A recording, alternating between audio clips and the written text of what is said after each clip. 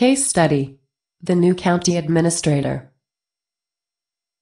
Kyle successfully landed a county administrator position and has been on the job for 9 months. He did his due diligence before and during the application and interview process, and he did not find any red flags that would have indicated the amount of organizational dysfunction that he is now experiencing. Some commissioners get angry with Kyle quite a bit when he refuses to make exceptions to policy or do special favors for them.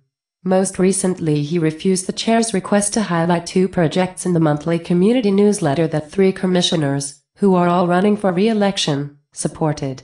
That incident produced a lot of heated conversations. Usually the right outcome takes place, but it just takes a long time to get there. Kyle is really tiring of the environment and no longer wants to be associated with the dysfunction and lack of ethics. First, Kyle asks himself, would it be legal to resign after only 9 months on the job? The answer is yes.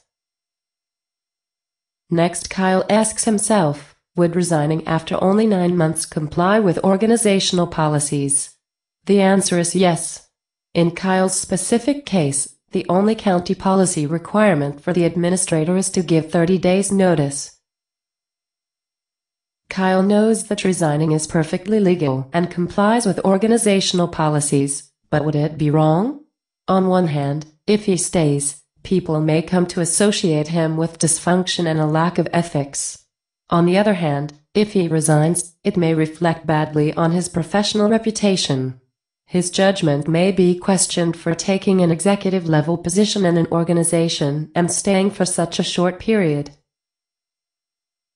Lastly, Kyle asks himself, would it be ethical to resign after only 9 months on the job? When Kyle looks back on this situation, will he be proud of his decision? What would you do if you were Kyle? Kyle should remain in his current position and not search for other positions.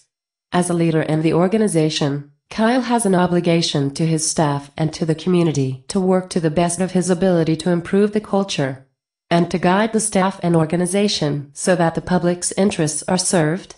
Just because the work is difficult is not a reason to leave.